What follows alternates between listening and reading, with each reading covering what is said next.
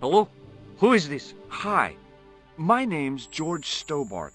You don't know me. Correct, Mr. Stobart. I don't.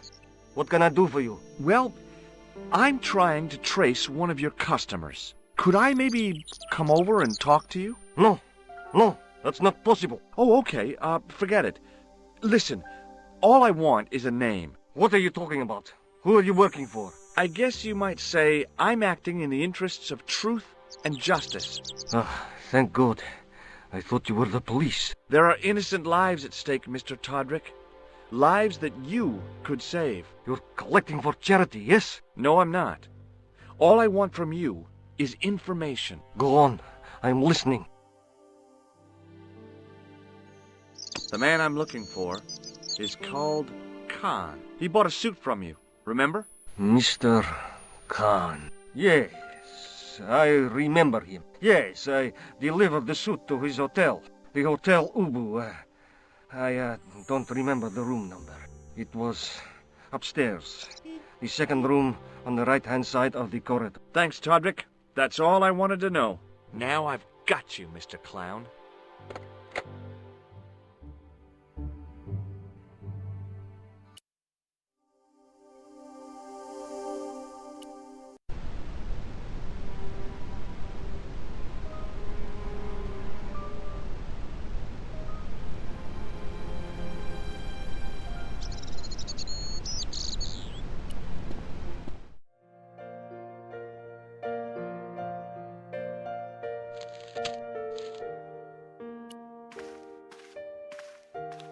Hi there, ma'am. Well, hello. What can I do for you? I'm looking for a man. You disappoint me, my dear. For one foolish moment I thought... But never mind. Aren't you going to tell me your name? George Stobart, ma'am. How sweet! I once had a stable boy called George. I am Lady Piermont. The common reaction is to kneel and stutter, but it's not obligatory. A real lady? I mean, you're an honest-to-God aristocrat? Oh, I don't know about that. Few of my ancestors were honest, not even to God. I can trace my family back to the Normans, but don't let that intimidate you, George. Beneath that impressive pedigree, I'm just flesh and blood. The blood may be blue, but the flesh is the plump beef of old England, so to speak. You appear distracted, George. Is there any way I can help you? Did you know there's a gangster out front? What makes you think he's a gangster? The Italian suit and the bulge in his pocket? I know plenty of men with Italian suits and bulges in their pockets. That doesn't necessarily make them gangsters. I'm looking for a murderer. Good heavens! You're a private detective. That's correct, ma'am. What's the term you Americans use? It's on the tip of my tongue. I believe what you're thinking of is Dick. Precisely. Have you come across a man who calls himself Khan? I am familiar with only one person named Khan. Genghis Khan, the legendary Mongol barbarian chieftain? No, darling. Kevin. Kevin Khan? I never heard of him. I'd be most surprised if you had, darling. He's a pharmacist in Hemel Hempstead. Organises fundraising for the Rotarians. Lovely man. Does he have a scar on his cheek? I really wouldn't know, sweetie. Are you here in Paris on vacation? No, darling, I'm on holiday. I needed to get away after Algy's funeral. I didn't realize you were mourning the loss of a loved one. I'm not. He was my husband. I'm sorry to hear about your husband's death. You wouldn't be if you knew him, my dear. It gave me the opportunity to take a well-deserved holiday. Daphne suggested a change of scenery. Paris, she said. A wild romance is just what you need to take your mind off the inquest. Well, the closest I came to romance was being wooed by a drunken Breton chef. I must say I was disappointed with his coq au vin. Not at all what I was expecting. I was thinking of cutting my holiday short, packing my bags and heading back to Hemel Hempstead. That was until last night. What happened to you last night? I was stricken, Mr. Stobart. Cupid's arrow has cleft my bosom. They couldn't really miss. It was just as I'd always imagined it should be. The intimacy of candlelight, romantic music tinkling across the room, and then a stranger's glance. Those brooding eyes, that suave manner, those tight trousers. He was the man I'd been waiting for all my life. I'm glad he finally turned up after all these years. Ah, but it wasn't to be. He was merely toying with my affections. And if I ever catch up with him, he's dead. Do you recognize the man in this photograph? My God, it's him! That's Merlin! She represented everything I loved about the English. The lady was totally deranged. Merlin? You mean King Arthur's wizard? Good heavens, no! Monsieur Merlin is a fellow guest. He's the man I've been telling you about. That's the man who spurned me. The man you know as Merlin is a fake. What do you mean, sweetie? He's a murderer. He also uses the name Khan. I am shocked, Mr. Stobart. Shaken. I took him to be a gentleman, a man of honor. Do you know, I'd rather like to assist you in stitching him up. When did you last see Merlin? It was no more than an hour ago. He came downstairs and spoke to that clerk chappie. Something passed hands. I couldn't see what exactly. A briefcase? No, smaller than that. A bundle of papers, perhaps. The clerk put it in the hotel safe and Merlin went out.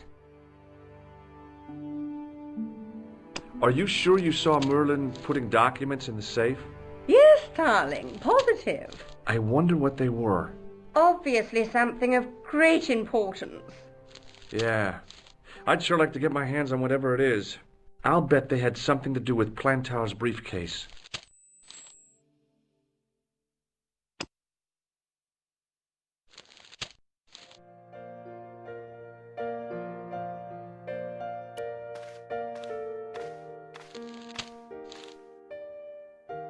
Excuse me, didn't I see your picture in the news? You're that Nobel Prize winner from some unpronounceable Eastern European state. Yes, that is me, in person. I don't want to worry you, but have you had any threats on your life? You know, mysterious phone calls, letters made up of headlines cut from the newspaper. I don't know what you're talking about. Do you know a guy called Plantow? I don't know anybody in Paris. Oh, well, this guy's dead anyhow. Why do you ask me about dead men? I have seen enough of death to last me a lifetime. I'm, sure you have. Do you recognize this man? He calls himself Khan. Yes, I know this man. Why do you carry his photograph? I'm a private detective. What's your interest in Khan? He is an enemy of my people. You know he's a killer. Of course, amongst other things. Would you help me investigate Khan? That is not possible. My instructions are to observe. I cannot jeopardize my position as an honored guest of this country's government. Thanks for your help. Goodbye.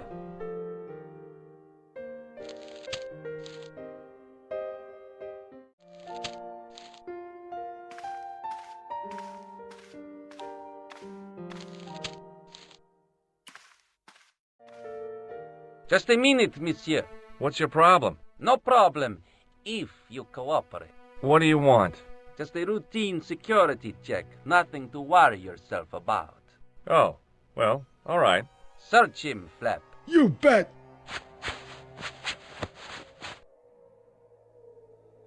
Hey, knock it off. Get off, you big ape. Nothing, Guido. Zilch. Our apologies, monsieur. What? I ought to report you to the authorities. Round here, we are the authorities. You want I should break his arms? No. Let him go, Flap.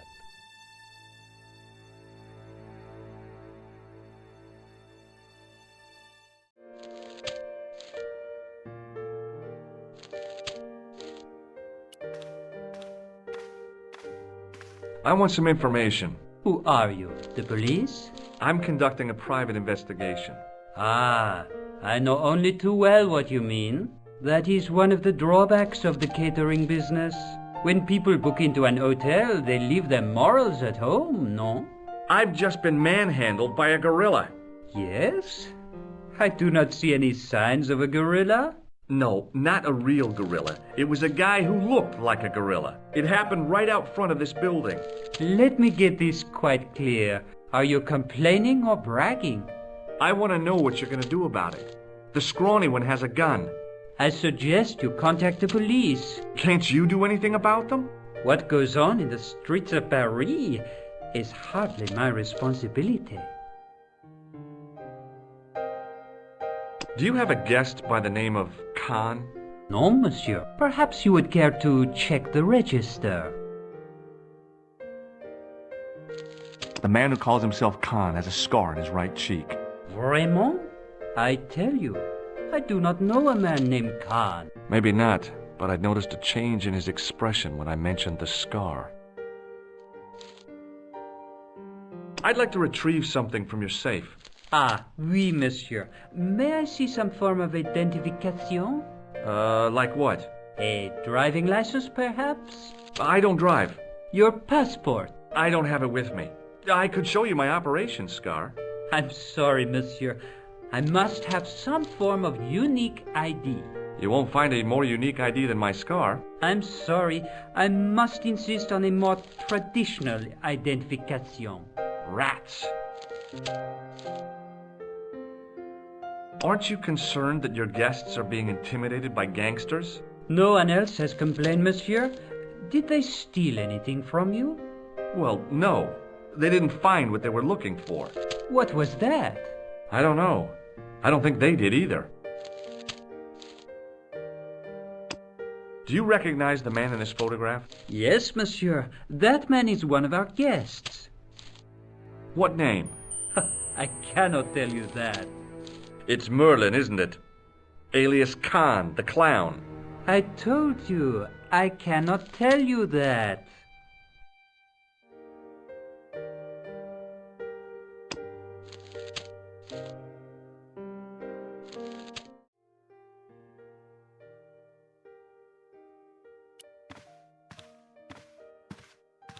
If the tailor's description was correct, this was the killer's room. The sign on the door read 22.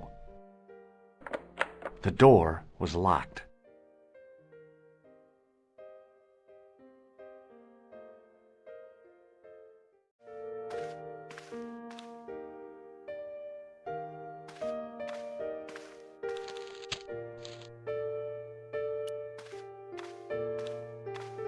What now, monsieur? About the key hanging on the hook over there. Oui, monsieur. Which room is it for? Number 21. Is that room taken? No. The guests checked out this morning.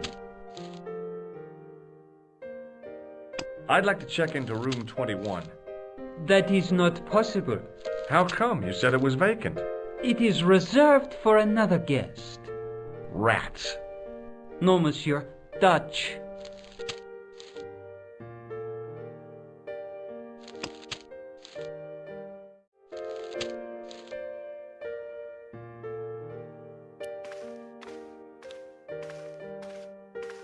Hi, ma'am. Hello, George. What can I do for you now? Would you distract the clerk while I borrow a key? Are you asking me to aid you in a criminal act, darling? Oh, no. It's the key to an empty room. And why, may I ask, do you wish to gain access to an empty room? Do you plan to squat? No, ma'am. Scouts honor? I was never in the Boy Scouts, ma'am. Oh, you should have been. What were your parents thinking of? It's a fine way for a boy to get licked into shape. Now tell me, why do you want to get into that room? It's next to the room the killer is using. Ah, so you plan to eavesdrop on Merlin? I was hoping there might be a connecting door. Well, how can I refuse? I shouldn't think my feminine charms would be much use in this case. but a good dose of English arrogance might do the trick.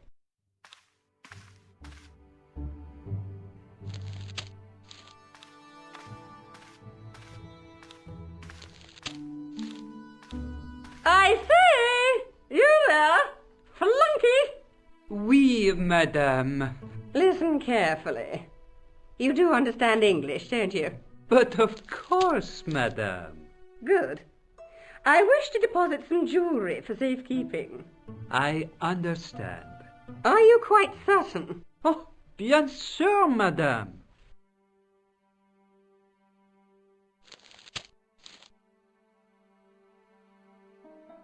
Over to you, my dear.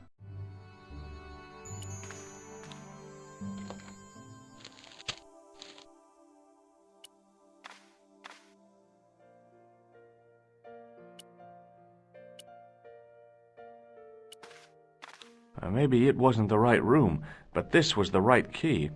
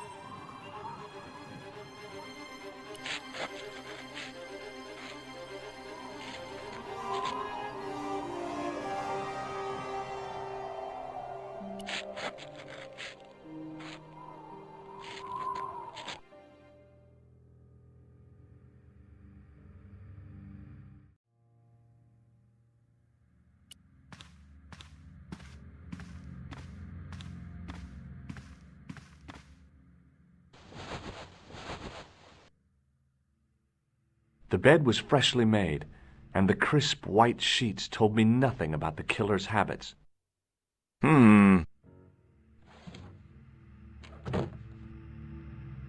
It was the battered leather briefcase I'd seen Plantar carrying just before he died. I searched the interior of the briefcase, but, as I'd half expected, it was empty.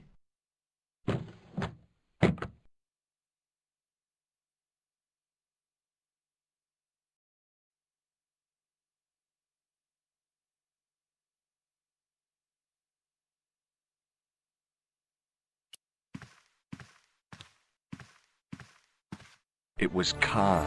I had the kind of feeling in my stomach that would usually send me running to the bathroom.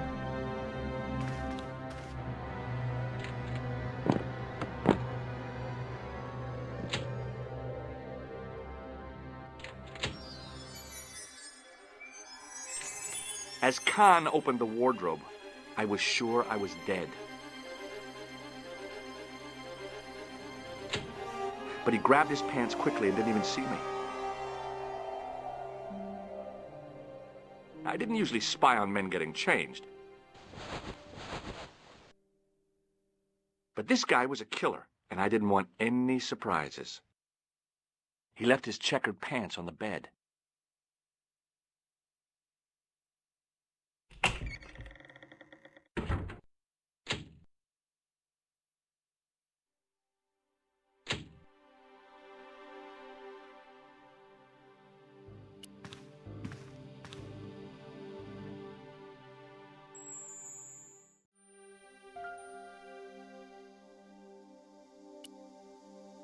I found an ordinary matchbook. No matches, no clues. But as I pulled it from the pocket, a strong thread came with it. A thread with a metal tag on the end.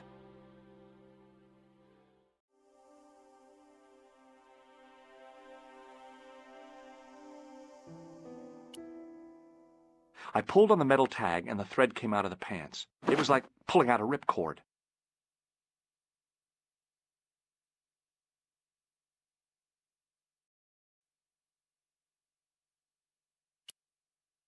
I searched the pocket gingerly and found a pass card. It read, Thomas Merlin, Gruber Electronics Corporation.